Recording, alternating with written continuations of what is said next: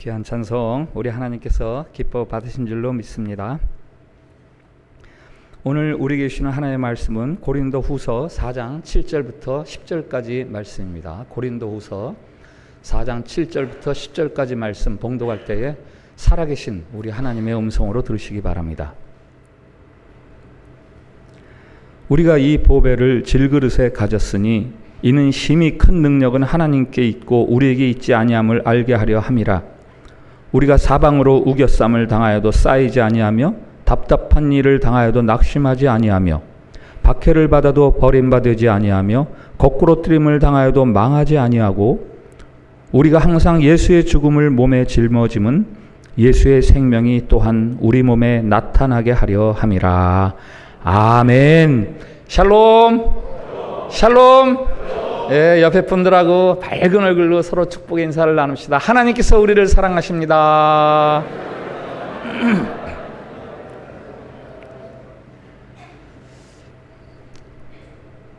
자식을 키우는 부모로서 자식 때문에 힘들 때가 있죠? 언제 자식 때문에 힘드십니까? 몸이 아프거나 다쳤을 때? 혹은 철없이 나쁜 짓을 계속할 때? 말도 안 되는 고집을 생떼를 피울 때? 뭐 그럴 때도 자식 때문에 마음이 좀 힘들긴 하지만 또 다른 하나가 있다면 풀 죽어 있는 자식을 볼 때입니다.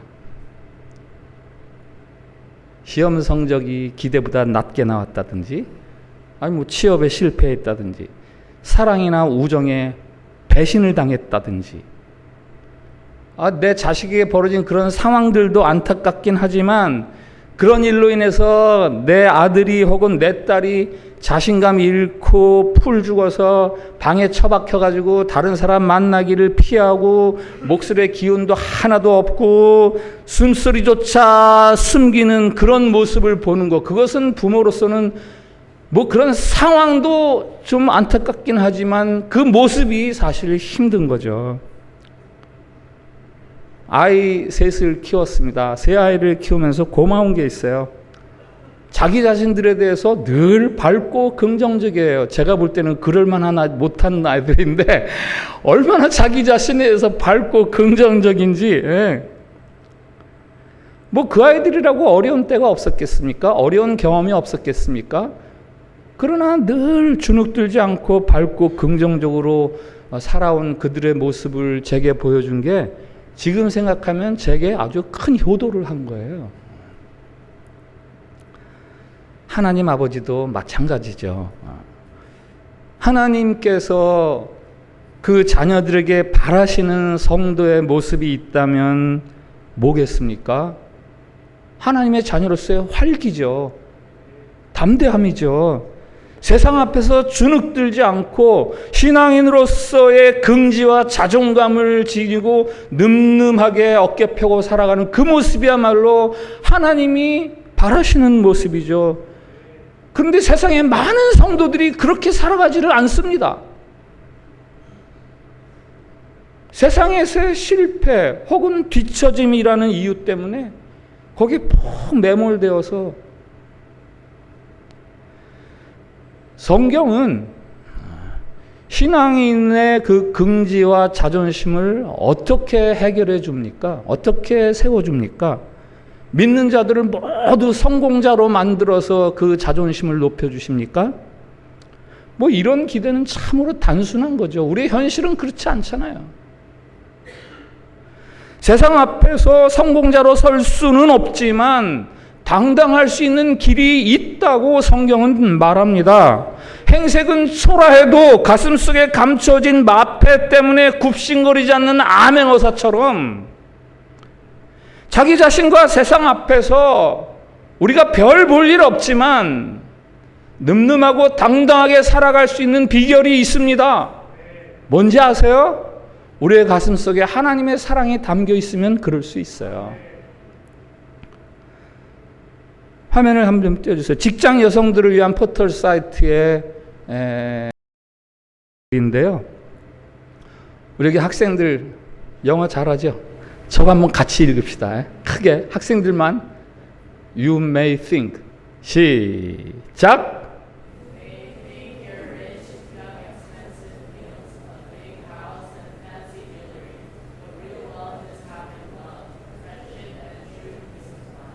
아유, 참 고마워요. 예, 영어를.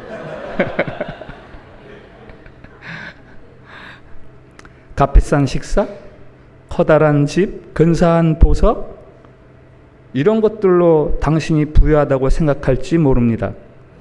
그러나 참된 부유함은 사랑, 우정, 마음의 평안을 소유하는 것입니다. 여러분이 스스로에 대해서 자부심을 가지고 늠름하게 어깨 펴고 밝은 얼굴의 삶을 살아갈 수 있는 비결은 소유나 지위, 성공 여부, 여러분들의 삶의 환경에 있지 않습니다. 사랑, 우정, 마음의 평안에 있고요. 그것을 성경적으로 이야기를 한다면 바로 하나님의 사랑을 가슴에 담고 있는 사람들, 내가 하나님의 사랑을 받는 사람이지 하는 그런 정체성을 가지고 있는 사람들이 그렇게 살아갈 수 있는 거죠. 자기를 아는 게 중요해요. 자기를 아는 게 중요합니다. 너 자신을 알라. 고대 철학자들부터 한 이야기 아닙니까? 시인 정채봉 씨의 글에 이런 글이 있어요. 화면 한번 띄워주세요. 먼 옛날에 돌거울이 있었다고 한다.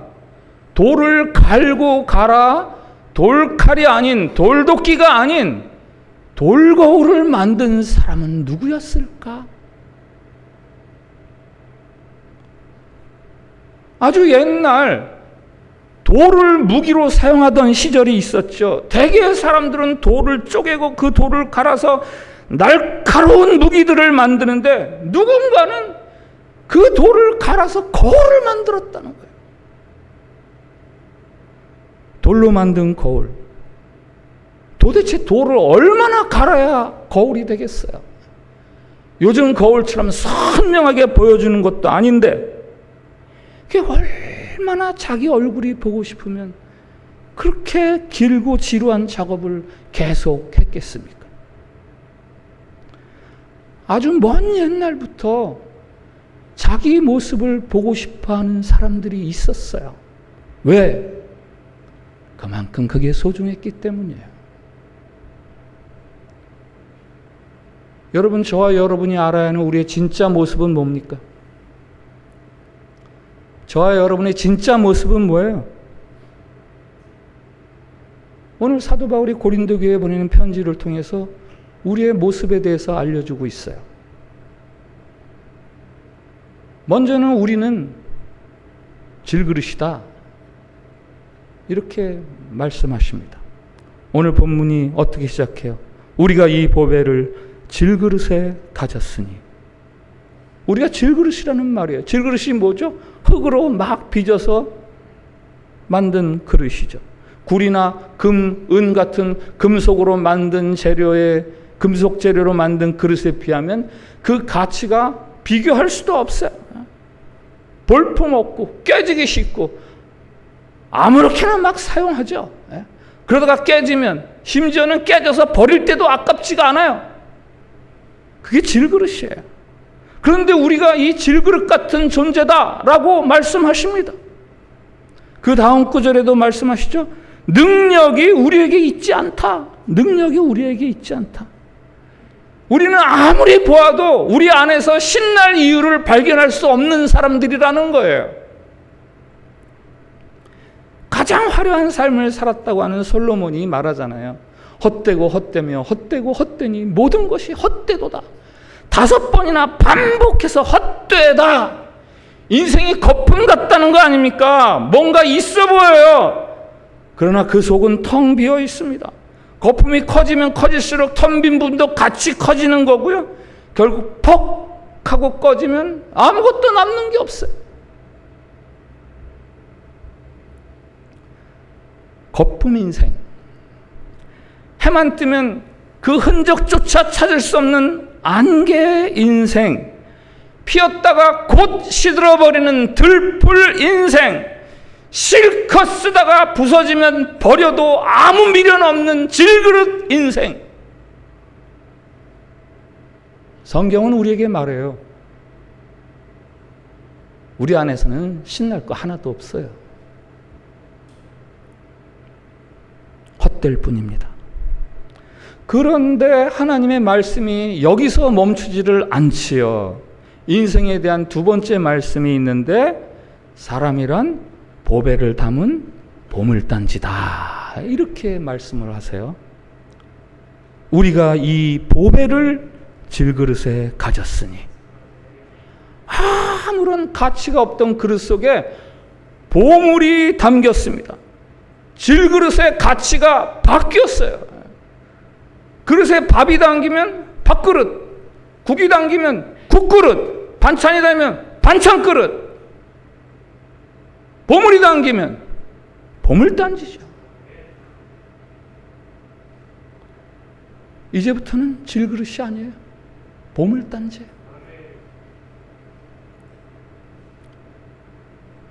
사람은 질그릇이야. 사람은 보물단지야. 어떻게 이 정반대의 이야기를 성경은 우리에게 가르쳐 줄까요? 무엇이 질그릇 같은 인생을 보물단지로 대반전을 가져올 수 있는 그런 계기가 되는 겁니까? 그 답이 오늘 7절 바로 앞에 6절과 연결해서 7절을 읽으면 답이 나와요. 6절 7절 같이 읽습니다. 시작. 어두운 데 빛이 비추라 말씀하셨던 그 하나님께서 예수 그리스도의 얼굴에 있는 하나님의 영광을 아는 빛을 우리 마음에 비추셨느니라. 우리가 이 보배를 질그릇에 가졌으니 이는 심히 큰 능력은 하나님께 있고 우리에게 있지 아니함을 알게 하려 함이라. 아멘. 예수 그리스도의 얼굴에 있는 하나님의 영광, 그 빛을 우리에게 쫙 비춰주셔서 우리가 질그릇에서 보물단지가 됐다라는 거예요. 그 하나님의 영광이란 도대체 무엇입니까? 예수 그리스도의 얼굴에 비치는 하나님의 영광은 뭐예요? 번개를 동원하는 능력입니까? 산을 세우고 바다를 움직이는 위력입니까?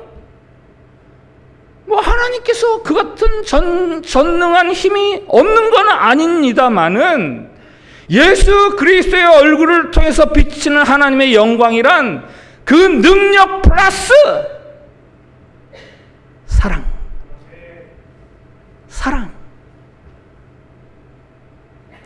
절대적인 사랑, 대상의 어떠함에 대해서 변하지 않는 하나님의 절대적 사랑.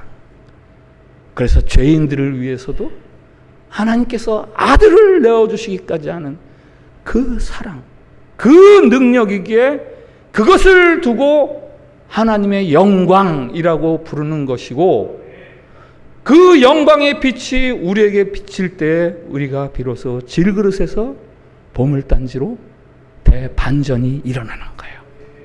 하나님께서 천지를 창조하실 때 빛이 있으라 하실 때 흑암과 공허함과 무질서가 질서와 생명과 충만함으로 바뀌는 것처럼 우리의 어두운 마음을 향해서 빛이 있으라, 빛을 비추어 주실 때에 예수 그리스도를 통해서 우리를 향해 빛이 있으라 말씀하실 때 질그릇 같던 우리의 심령이 보물단지로 변화되는 거죠. 그 사실을 알게 되는 게 중요한 겁니다. 성도의 존귀함에 대해서 오해하지 마세요. 성도가 왜 존귀하지? 거기에 대해서 오해하지 마세요.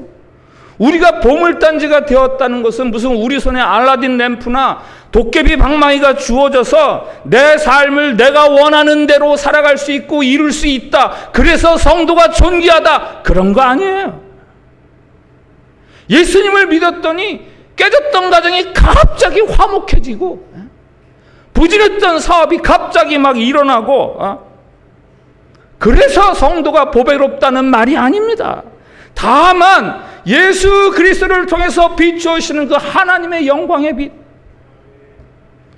그 절대적인 사랑, 그것을 내 안에 담을 때 우리는 존귀해지는 거예요. 연애해 보셨죠?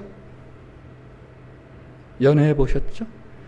나 아닌 다른 대상과 마음과 마음을 주고받는 사랑을 주고받는 시간들, 나 아닌 다른 대상과 사랑과 인격과 삶을 주고받는 시간들, 그게 연애 아닙니까? 김한솔이라는 분이 이 사랑에 대해서 이렇게 말해요. 눈물로 얼룩진 상처 사랑이 덮는구나. 미움도 원망도 온전한 사랑 앞에선 맥을 못 추는구나. 나를 정말 사랑하는 한 사람만 있으면 세상은 참 밝아질 수 있구나. 나를 진심으로 사랑하는 사랑의 대상이 생길 때 세상이 변해요. 아니, 내가 변해요.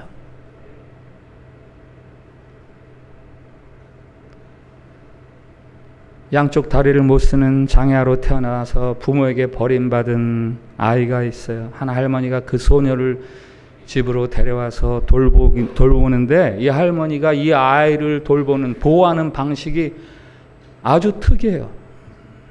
완전히 폐쇄적인 골방에서 가두어 버리는 거예요. 넌 장애인이니까 네 몸 하나도 간수하지 못하니까 세상과 교류하면 너는 상처 입을 수밖에 없어. 너는 피해 입을 수밖에 없어. 괜히 상처만 입게 될 테니까 너는 그냥 여기서 살아. 세상은 맹수가 가득한 밀림이야. 나름 할머니가 사랑하는 방법이죠. 상처 줄 세상으로부터 완전히 격리해서 살아라.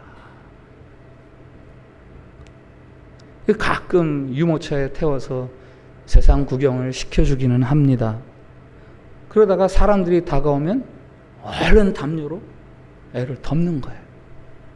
없는 것처럼.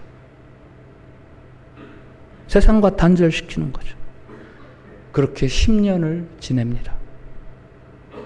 그 아이가 유일하게 세상과 소통하는 한 가지가 있는데 그것은 책을 읽는 거예요.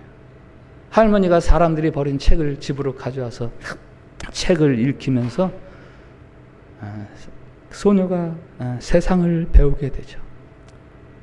어느 날 프랑스와 사강의 소설 슬픔이요 안녕을 읽으면서 그 소설의 주인공 조제, 내가 조제였으면 좋겠다. 그래서 자기를 그때부터 조제라고 불러요. 그날도 할머니와 함께 유모차를 타고 세상 구경을 나갔다가 유모차가 언덕길로 굴러갑니다. 절대적으로 위험했던 그 순간에 한 남자를 만나죠. 소녀, 아니 한 여인에게서 사랑이 자라납니다.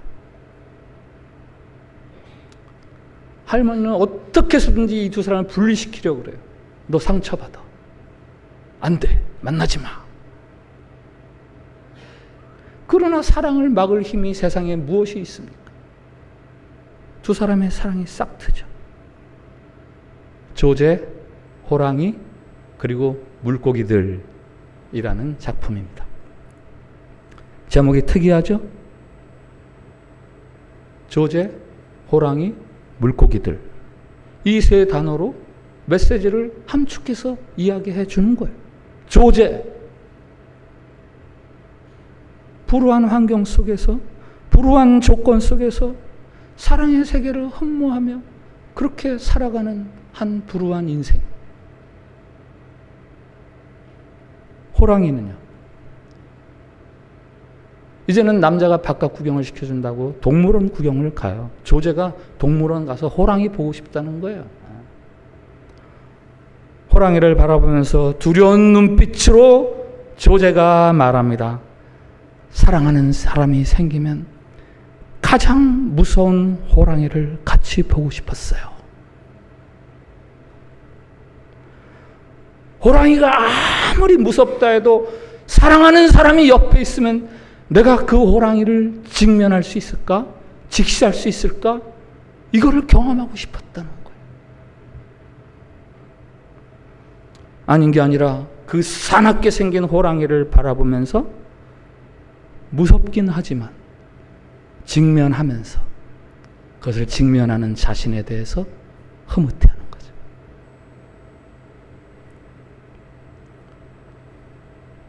조제, 호랑이, 그리고 물고기. 물고기는요, 수족관을 구경하고 조제가 상대방에게 말합니다. 눈을 꼭 감아봐. 뭐가 보여? 남자가 대답하죠. 아무것도 안 보여. 깜깜해. 조제가 말합니다. 그게 바로 내가 살았던 세계야. 깜깜한 바닷속 같은. 그러나 이제 그 바닷속에 빛이 비치면서 물고기의 아름다움을 볼 수 있게 되었어. 더 감동적인 말이 있죠. 이젠 다시 깜깜한 해저에 혼자 있어도 견딜 수 있을 것 같아. 외롭지 않을 것 같아. 조제, 호랑이, 그리고 물고기들. 이 세 단어는 사랑을 경험하면서 겪는 사랑의 갈급한 한 여인, 그리고 외로움, 그리고 무서움. 그것을 조합한 제목이죠. 사랑은 외로움도 무서움도 견딜 수 있게 한다.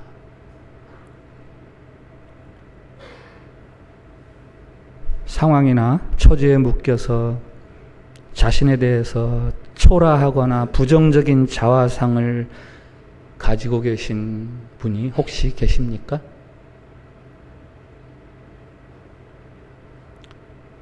그 생각이 완전히 틀린 건 아니에요. 네, 우리는 어쩌면 정말 보잘것없는 인생들입니다. 그래서 하나님도 우리를 질그릇이라고 부르시잖아요. 그러나 그건 50점짜리. 그 다음에 이어지는 말씀까지 나아가야죠. 그것은 뭐예요? 바로 여러분을 향해 들려주시는 사랑의 선포죠. 예수를 믿는 사람들은 다 보물단지야. 그 머리에는 영화와 존귀의 관을 씌웠지. 하나님 바로 다음 가는 자리에 앉아있는 사람들이야. 하나님이 너를 사랑해. 너는 존귀해. 그러니 이제는 외로워하지 말고, 이제는 무서워하지 말고 너 자신의 삶을 긍정해라. 삶에 짓눌려서 살지 말아라. 오늘 8절과 9절을 함께 읽어봅시다. 얼마나 멋있는 찬송인지 몰라요. 예. 이런 부분을 읽을 때는 좀 크게 읽는 게 좋습니다. 시작. 우리가 사방으로 우겨쌈을 당하여도 쌓이지 아니하며 답답한 일을 당하여도 낙심하지 아니하며 박해를 받아도 버림받지 아니하며 거꾸로 뛰임을 당하여도 망하지 아니하고. 아멘. 자신의 삶에 대한 긍지와 자존감이 얼마나 철철 넘쳐 흐르는 노래입니까? 여러분을 억누르고 있는 현실에 질식당하지 마세요.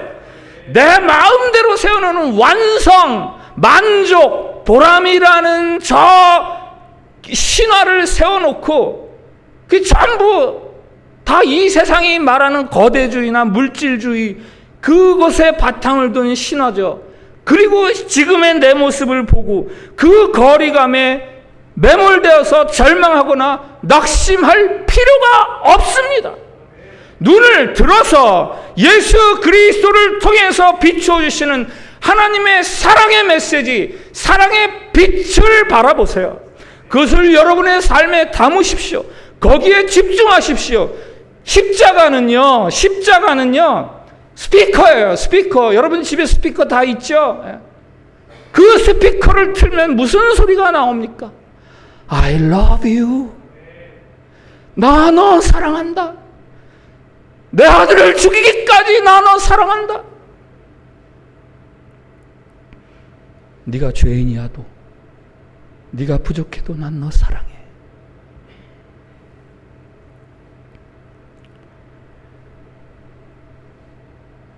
보물단지가 되는 우리들은 어떻게 살아야 합니까? 이 사실을 알게 되면 우리가 어떻게 살아야 합니까? 오늘 10절 말씀 한번 같이 읽겠습니다. 시작. 우리가 항상 예수의 죽음을 몸에 짊어짐은 예수의 생명이 또한 우리 몸에 나타나게 하려 함이라. 아멘. 예수의 죽음을 몸에 짊어짐은 뭐예요? 십자가죠. 십자가를, 몸이라는 것은 우리의 삶이죠. 십자가를 우리의 삶에 세우는 것은 예수의 생명이, 그 예수님의 그 생명의 위력이 우리의 몸에서, 우리의 삶에서 나타나게 하려고 하는 것이라. 언제 그렇게 한다고요? 언제요? 일이 잘 될 때요? 일이 형통할 때요? 건강할 때요? 아니요. 항상. 항상. 우리가 항상 예수님의 생명을 나타내야 합니다. 예수님의 죽으심을 짊어짐으로. 다른 사람을 존귀히 여기고, 다른 사람을 섬기고, 사랑하고, 나를 희생하는 그것으로. 옥에 갇힌 사도 바울이 빌립보 교인들에게 편지를 쓰면서 말합니다. 내게 능력 주시는 자 안에서 내가 모든 것을 할 수 있느니라. 이 말은 자칫 오해하기 쉬운 말이죠. 이 말을, 내가 지금 옥에 갇혀 있지만 이 옥에서 풀려나는 그런 신자로서의 형통함과 잘됨, 그것을 할 수 있다라는 말이 아니에요. 요즘 수요 성경 공부 시간에 빌립보서를 공부하는데, 이것은 사도 바울이 내가 지금 옥중에 있지만 내가 옥 밖에 있을 때 살았던 주님 안에서 기뻐하는 그러한 삶을 나는 이 옥중에서도 그대로 살 수 있어 라는 이야기를 이렇게 하는 겁니다. 내가 모든 것을 할 수 있느니라. 그가 말하는 하나님이 그에게 주신 능력이란 어떤 고난이든 와라, 내가 다 형통으로 바꿔놓으리라, 이런 능력이 아니라 어떤 고난이든 와라, 내가 하나님의 사랑을 믿는 자로서 늠름하고 당당하게 기쁨으로 살아갈 수 있노라 라는 이야기죠. 사랑을 받는 자로서의 능력, 그건 나 빼앗기지 않을 거야 라는 말씀이죠. 강아지 키우시는 분들 많은데 저도 17년인가 키워봤거든요. 개도 한숨을 쉬더라고요.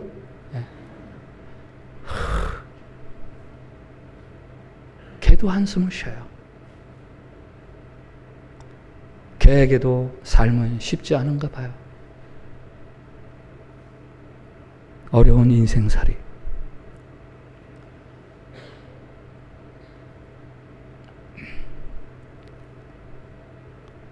여러분을 괴롭히는 문제가 뭐죠? 여러분 괴롭히는 문제가 뭐예요?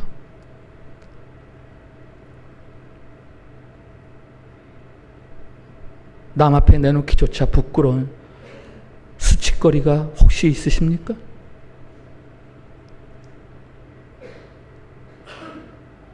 바로 그것이 여러분이 믿는 자로서의 그 참 능력을 발휘할 수 있는 자리예요. 다른 사람 같으면 다 미쳐버릴 것 같은데 저 사람은 어떻게 저렇게 살지? 내가 저 상황이라면 나 미칠 것 같은데 저 사람은 어떻게 저러지? 하면서 다른 사람들이 여러분을 보고 갸우뚱하게 할 수 있는 바로 그 찬스예요.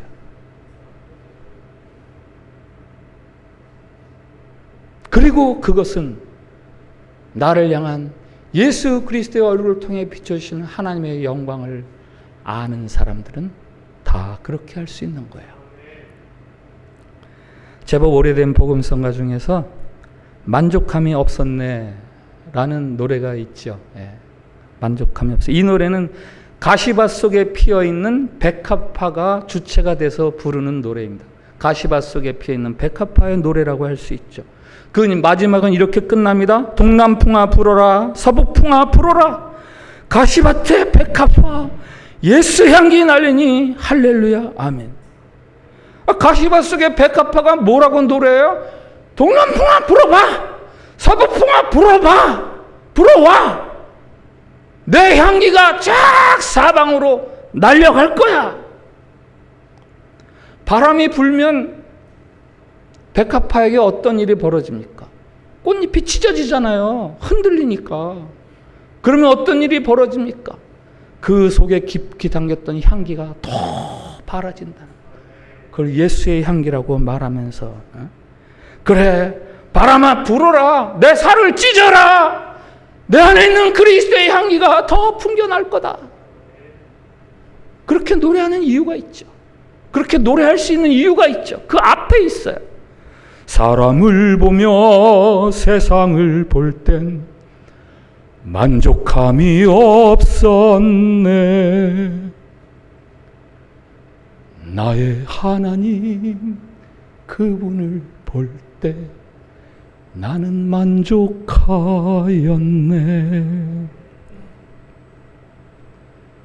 어려움 중에서도 오직 주님, 오직 하나님, 나를 사랑하시는 그분을 바라볼 때 자신감이 생기는 거예요. 자신감이, 자신의 삶의 여건에 대한 자신감이 생기고 미래에 대한 소망이 생기고. 우리 저 찬양 아는 사람들 같이 부르세요. 사람을 보며, 시작. 사람을 보며 세상을 볼 땐 만족함이 없었네. 나의 하나님 그분을 볼 땐 나는 만족하였네. 저기 서 있는 태양을 보라, 저기 서 있는 태양을 보라, 저기 서 있는 산을 보아라. 천지 지으신 우리 여호와 나를 사랑하시니 나의 하나님 한 분만으로 나는 만족하겠네. 동남풍아 불어라, 동남풍아 불어라, 서북풍아 불어라, 가시밭에 백합화 예수 향기 날리니 할렐루야 아멘. 가시밭에 백합화 예수 향기 날리니 할렐루야 아멘. 할렐루야 아멘. 할렐루야 아멘. 아멘. 이렇게 살아가는 사람들, 이렇게 살아가는 사람들을 향해서 하나님이 붙여주시는 이름이 있어요. 오늘 고린도후서 4장인데 조금 뒤에 고린도후서 6장에 나옵니다. 6장 9절 10절. 무명한 자 같으나 유명한 자요, 죽은 자 같으나 보라 우리가 살아있고, 징계를 받는 자 같으나 죽임을 당하지 아니하고, 근심하는 자 같으나 항상 기뻐하고, 가난한 자 같으나 많은 사람을 부유하게 하고, 아무것도 없는 자 같으나 모든 것을 가진 자로다. 저게 주어가 뭐예요? 주어가 뭐예요? 우리가 살아있고, 우리죠. 그 앞에 8절은 보다 분명하게 예수님을 믿는 우리라고 이야기합니다. 저거를 여러분 2번을 반복해서 읽는데, 처음에는 앞에다가 주어를 넣으세요. 내가, 나는 합시다. 나는 무명한 자 같으나 유명한 자요, 죽은 자 같으나 보라 내가로 바꿔야죠. 내가 살아있고 이렇게 한번 읽으시고, 두 번째 다시 읽을 때는 우리는 이렇게 하고 무명한 자 같으나 유명한 자요. 아셨죠? 다시 설명해요? 예, 그냥 합시다. 예. 나는 시작.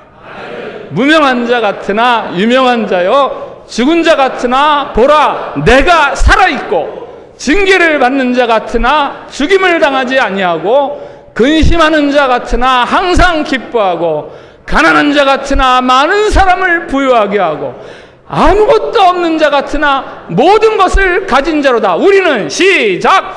우리는 무명한 자 같으나 유명한 자요 죽은 자 같으나 보라 우리가 살아있고 징계를 받는 자 같으나 죽임을 당하지 아니하고 근심하는 자 같으나 항상 기뻐하고 가난한 자 같으나 많은 사람을 부유하게 하고 아무것도 없는 자 같으나 모든 것을 가진 자로다. 아멘. 할렐루야. 할렐루야. 누가요? 누가? 내가 그리고 우리가. 하나님이 여러분을 사랑하세요. 그러니 여러분도 여러분을 사랑하세요.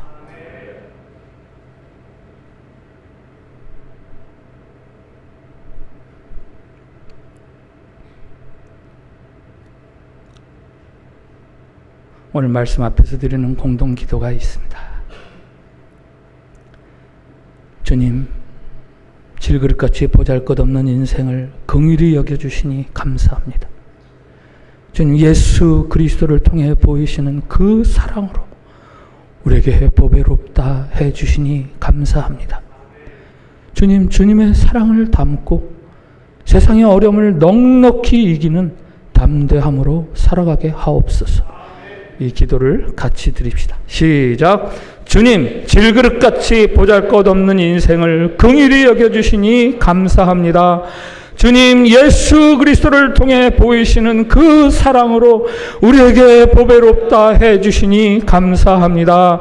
주님, 주님의 사랑을 담고 세상의 어려움을 넉넉히 이기는 담대함으로 살아가게 하옵소서. 아멘.